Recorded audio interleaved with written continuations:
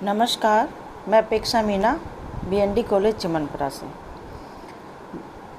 BA part 3 Sanskrit के इस व्याख्यान में आपका हार्दिक स्वागत है।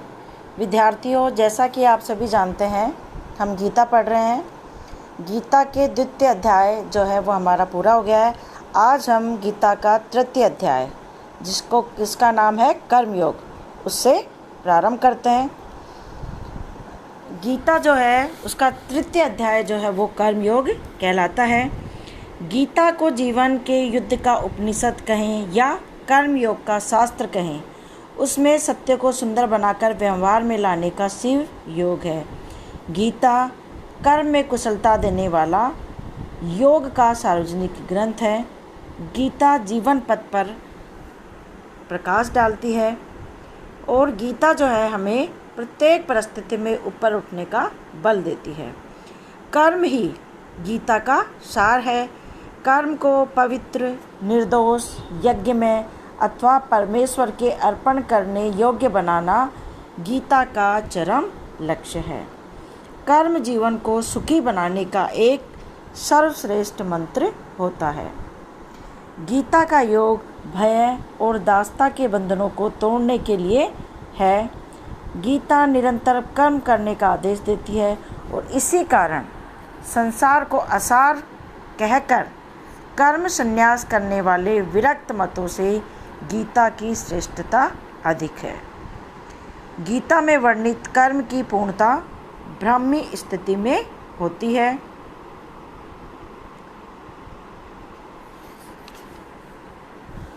कर्म समाधि में ध्यान की सबसे अधिक आवश्यकता होती है।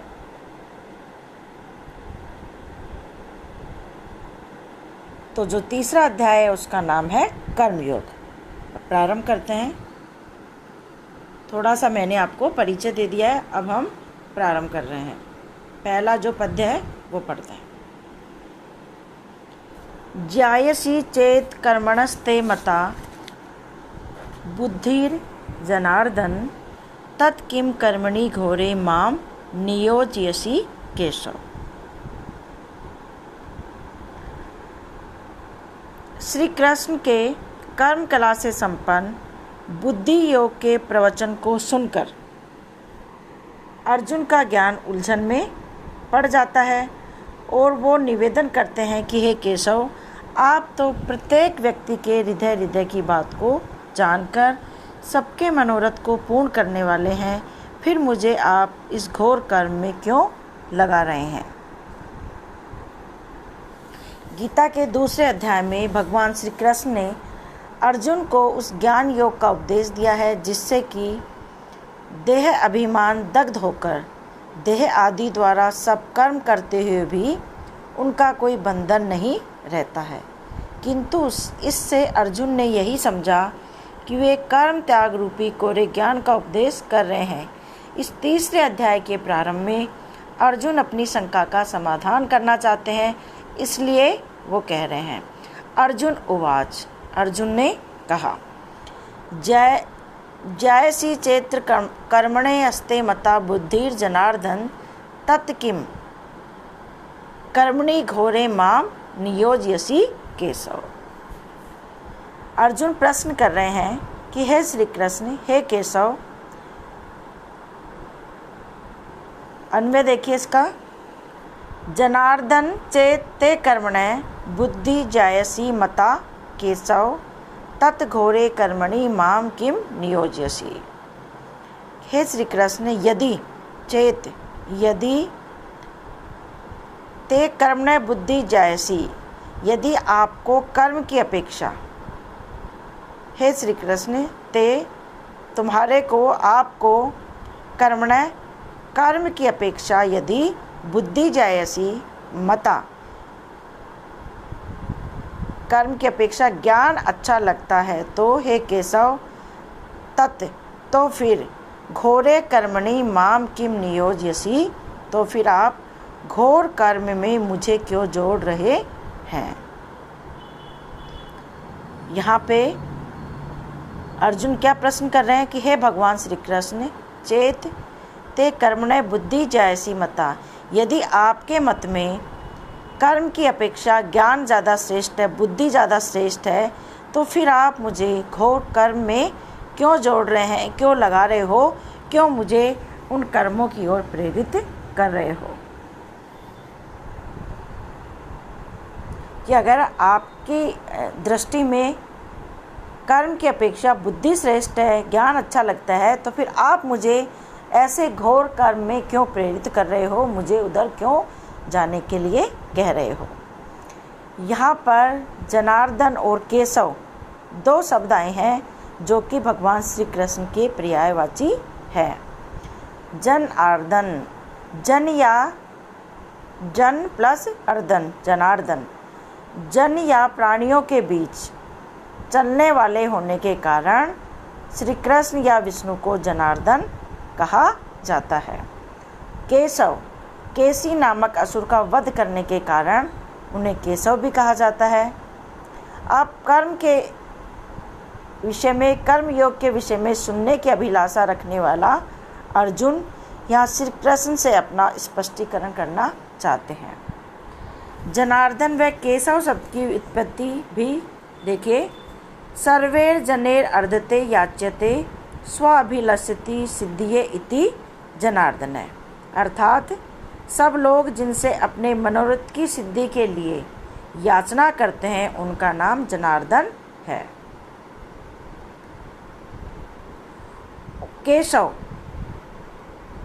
केशव शब्द कै, ए और ईस इन तीनों से मिलकर बना है। कै का अर्थ ब्रह्मा, ए का अर्थ विष्णु और ईस महेश। तो इन तीनों केशव इन तीनों का स्वरूप हैं। भगवान को इन नामों से संबोधित करके अर्जुन यह सूचित करना चाहते हैं कि मैं आपका शरणागत हूँ, आपकी शरण में आया हूँ, मेरा क्या कर्तव्य है यह बतलाने के लिए मैं आपसे याचना कर रहा हूँ। अगला देखिए,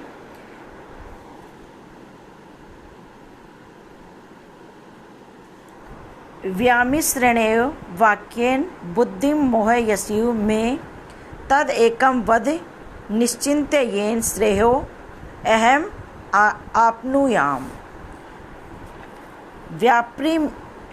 व्यामिश्रणेव वाक्येन बुद्धिं मोहयसीव में तद एकम वद निश्चिन्त्य येन श्रेयो अहम आपनुयाम। अन्वय देखिए। व्यामिश्रणेव इव वाक्येन में बुद्धि मोहयसी इव तत् एकम निश्चिन्त्य वद येन अहम श्रेय आपनुयाम। श्रीमद् भगवद गीता के 3 अध्याय के प्रारंभ में इस श्लोक में अर्जुन श्री कृष्ण से अपनी जिज्ञासा को प्रकट करते हुए पूछते हैं कि मेरे लिए क्या करना श्रेष्ठ है, मेरे लिए क्या कर्म श्रेष्ठ है अथवा ज्ञान, इसका मुझे समुचित एवं उचित उत्तर हे केशव आप दीजिए। व्यामिश्रणेव इव वाक्यम, मिले जुले, व्यामिश्रणेव मिले जुले, वाक्यन मिले जुले जैसे वाक्यन वाक्यों के द्वारा, मिले जुले व्यामिश्रण मिले जुले से वाक्यन वाक्यों के द्वारा मैं बुद्धि मोहयसी आप मेरी बुद्धि को मोहयसी मोहित से कर रहे हैं। तत् एकम निश्चितम वद, इसलिए एकम एक बात को निश्चित करके मेरे लिए कहिए, येन अहम श्रेय आपनुयाम, जो मेरे लिए कल्याण को प्राप्त करने वाली हो, जिससे कि मैं कल्याण को प्राप्त हूँ। देखिए क्या कह रहे हैं यहाँ कि मिले जुले जैसे हे केशव, हे अर्जुन, हे कृष्ण, आप व्यामिश्रण वाक्येन मोहयसी मिले जुले जैसे वाक्यों के द्वारा आप जो है मैं बुद्धि मोहयसी मेरी बुद्धि को मोहित सा कर रहे हैं। तत् एक निश्चित्य वध, इसलिए एक उस उचित बात को निश्चय करके मुझसे कहिए येन जिससे कि अहम श्रेय आपनुयाम, जिससे कि मैं कल्याण को प्राप्त होऊं। इस श्लोक क्या कह रहे हैं कि मिले जुले वाक्यों, कभी आप ये कहते हैं कभी आप वो कहते हैं, तो मिले जुले वाक्यों के द्वारा आप मेरी बुद्धि को भ्रमित कर रहे हैं, मोहित सी कर रहे हैं। इसलिए हे केशव, निश्चित करके मुझे एक ही बात कहिए मुझे, कि ऐसी बात कहिए जिससे कि मैं कल्याण को प्राप्त होऊं। इस श्लोक में व्यामिश्रेण इव तथा मोहयसी इव, इस तरह 2 बार इव का प्रयोग हुआ है। व्यामिश्रेण इव एवं मोहयसी इव, इस तरह यहाँ 2 बार इव का प्रयोग हुआ है। इससे यह भाव अर्जुन का व्यक्त होता है कि अल्पज्ञता के कारण मुझे आपके वचन, मूर्खता के कारण, अल्प ज्ञान होने के कारण मुझे आपके वचन कुछ मिश्रित एवं अस्पष्ट लग रहे हैं। आप मुझे मोह में नहीं डालना चाहते हैं, परंतु मैं स्वयं की अल्पज्ञता से मानो आपके वचनों से मोहग्रस्त होता जा रहा हूँ। इस पद्यांश में अर्जुन की आत्मकल्याण इच्छा व्यक्त हुई है। अगला, लोके अस्मिन् द्विधा निष्ठा पुरा प्रोक्ता मया अनघ, ज्ञान योगेन सांख्यानां कर्म योगेन योगिनाम्।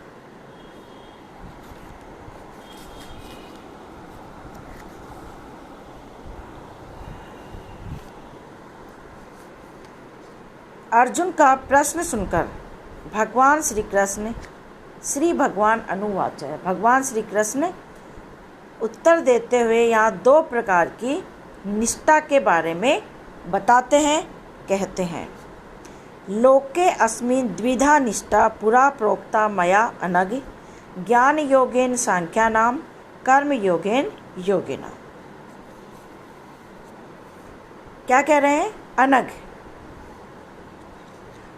अन्वय देखिए, अनघ अस्मिन् लोके द्विधा निष्ठा मया पुरा प्रोक्ता सांख्यानां ज्ञान योगेन योगिनां कर्म योगेन। अनघ, हे निष्पाप, कौन है? अर्जुन।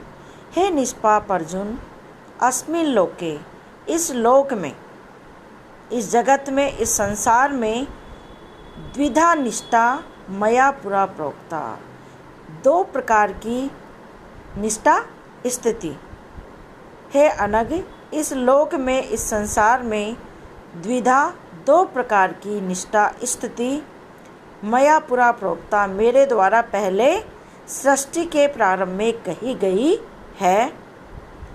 सांख्यानाम ज्ञान योगेन योगिनाम कर्म योगेन, उनमें से सांख्यानाम ज्ञान योगेन, उनमें से एक सांख्यों की अर्थात निवृत्त मार्गियों की, ज्ञान योग क्या कह रहे हैं? उनमें से एक सांख्यानाम सांख्यों की या निवृत्ति मार्गियों की ज्ञान योगेन, ज्ञान योग के द्वारा, और दूसरी योगियों की अर्थात प्रवृत्ति मार्गियों की कर्म योगेन, कर्म योग के द्वारा। यहाँ पर ब्रह्म ज्ञान की व्यवहारिक व्याख्या है। गीता में जो उपदेश है उसे व्यवहार में लाने की विधि भी है। गीता में 2 प्रकार की निष्ठाएं बताई गई है, सांख्य की ज्ञान योग के माध्यम से और योगियों की प्रवृत्ति मार्गियों की कर्म योग से। निष्ठा का अर्थ क्या हुआ? स्थिति। निष्ठा उस मार्ग को भी कहते हैं जिस पर चलने से मुक्ति मिलती है। इस प्रकार सांख्य का साधारण अर्थ है शास्त्र, सम्यक ज्ञान कराने वाला सांख्य। तो यहाँ पर 2 प्रकार के मार्ग का संकेत हमें प्राप्त होता है, किंतु इसका आशय यह नहीं है कि दोनों प्रकार के मार्ग पृथक हैं, किंतु इनका परस्पर साधन साध्य भाव है, अर्थात कर्म योग साधन है और ज्ञान योग साध्य है। अनघ उसे कहते हैं जो कि पाप रहित हो। अर्जुन को अनघ नाम से संबोधित करके भगवान ने यह भाव भी दिखलाया है कि जो पाप युक्त या पाप परायण मनुष्य है वह तो इनमें से किसी भी निष्ठा को नहीं पा सकता, परंतु तुम पाप रहित हो, अतः तुम इनको सहज ही प्राप्त कर सकते हो, इसलिए मैंने तुमको यह विषय सुनाया। इसलिए यहाँ पर अर्जुन के लिए अनग शब्द का प्रयोग किया गया है। अगला, न कर्मणा अनारंभात् नैष्कर्म्यं पुरुषो अश्नुते न च संन्यासात् देव सिद्धिं समधि गच्छति। न कर्मणाम अनारंभात् नैष्कर्म्यं पुरुषो अश्नुते न च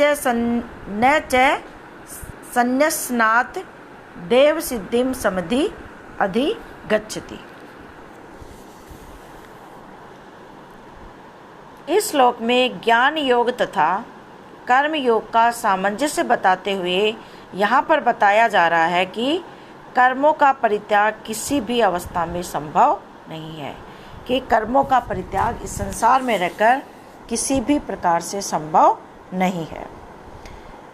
अन्वय देखिए, कर्मणाम अनारंभात् पुरुषम नैष्कर्म्यं च अश्नुते च संन्यसनात् एव सिद्धिं न समधि गच्छति।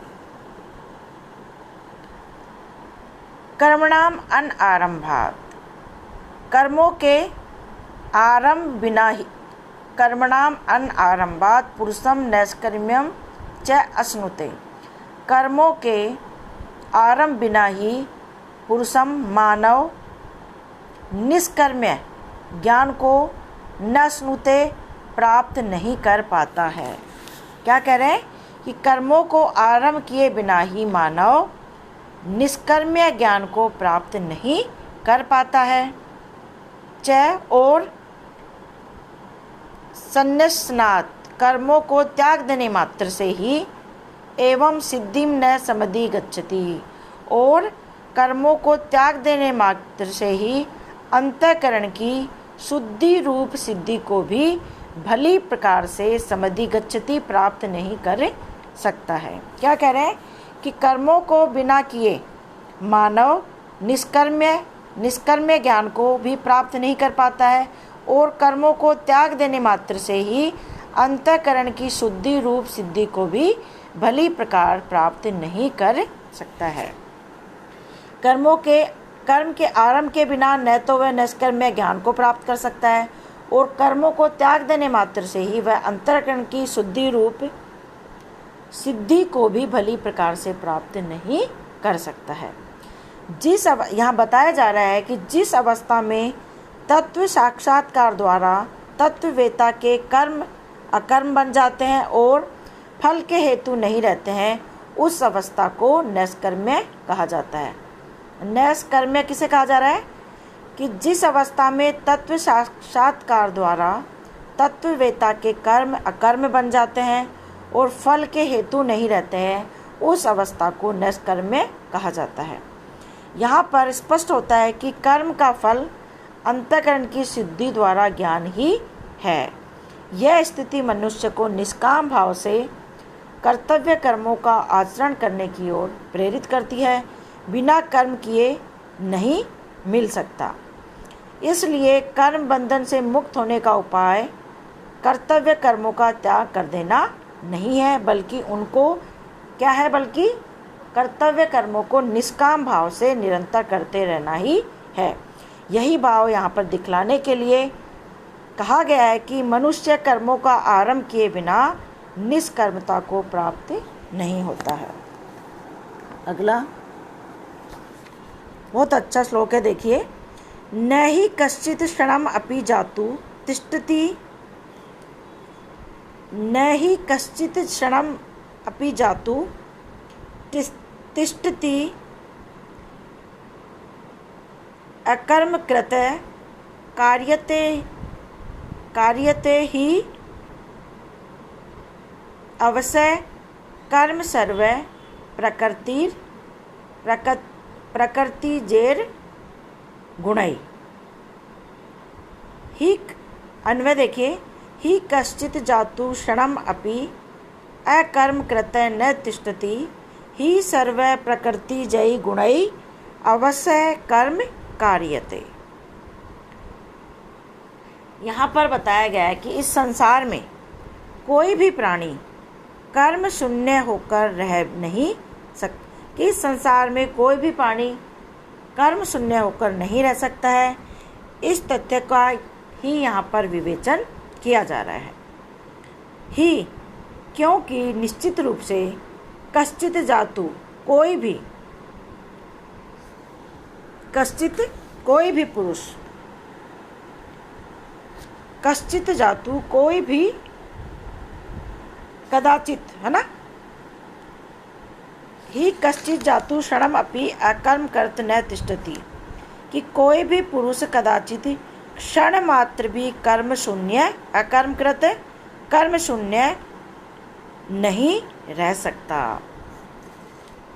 किंतु ही सर्वे प्रकृति जयी गुणै अवश्य कर्म कार्ये, क्योंकि निसंदेह निश्चित रूप से सभी पुरुष प्रकृति जन्य गुणों के द्वारा अपनी अपनी प्रकृति के अनुसार परवश होकर कर्म करते ही रहते हैं।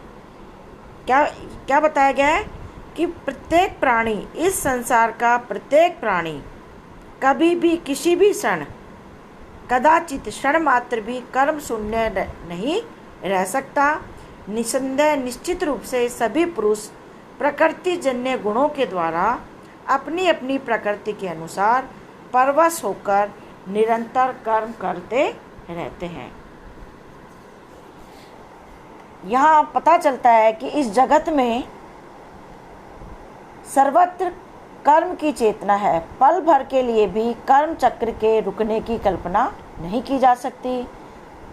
सृष्टि में जन्म लेना, जीवित रहना और देह त्यागना भी एक कर्म है।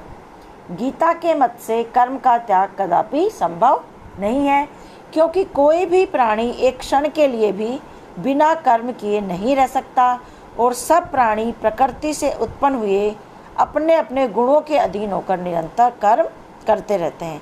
संपूर्ण विश्व ईश्वर का एक कर्म है। मौन बैठना भी एक कर्म है। चलना फिरना, देखना, सोना सारे कर्म की श्रेणी में आते हैं। क्षण भर के लिए भी मनुष्य कर्मों को छोड़कर नहीं रह सकता है। कर्म छोड़ने का आग्रह एक प्रकार से आत्म प्रवचन है। अच्छे अथवा बुरे किसी न किसी प्रकार से कर्म जीव अवश्य करता है। कर्म करना इंद्रियों का स्वाभाविक धर्म है। कर्म का त्याग भी एक कर्म है। कर्म से बचने का निश्चय कायरता और अधर्म है। जब तक शरीर है तब तक कर्म है। कर्म जीवन और कर्म का त्याग मृत्यु है। सहज स्वभाव से प्रसन्नता पूर्वक कर्म करना सदा सुखी रहता है और जो श्रम कर्म नहीं करता उसे प्रकृति के अधीन होकर प्रकृति के गुणों के कारण उसे कर्म करना पड़ता है। तीनों गुणों के मायाजाल में बांधकर प्रकृति प्राणी मात्र को नचाती रहती है। तो यहाँ पर यह बताया गया है कि प्रत्येक प्राणी भ्रांति में यह कहता रहता है कि मैंने तो आज कुछ भी कार्य नहीं किया, मैं तो सोता ही रहा, परंतु उसका यह कथन कतई सत्य नहीं है, क्योंकि प्रत्येक प्राणी अपनी किसी भी प्रकार के कर्म करने के अभाव में भी श्वास लेने का कार्य तो करता ही है, अथवा सोने की दशा में भी उसका मन सक्रिय रहता है, उसका मस्तिष्क भी सक्रिय रहता है, मस्तिष्क भी निरंतर कार्य करता रहता है, जिसके परिणाम स्वरूप वह स्वप्न आदि देखता है। अतः यह निश्चित है कि इस विश्व में प्राणी अपने अपने गुणों के अनुसार आवश्यक रूप से कर्म करते रहते हैं। तो आज इतना ही। कल के वीडियो में पुनः आपसे भेंट होगी। तब तक आप अच्छे से पढ़िए।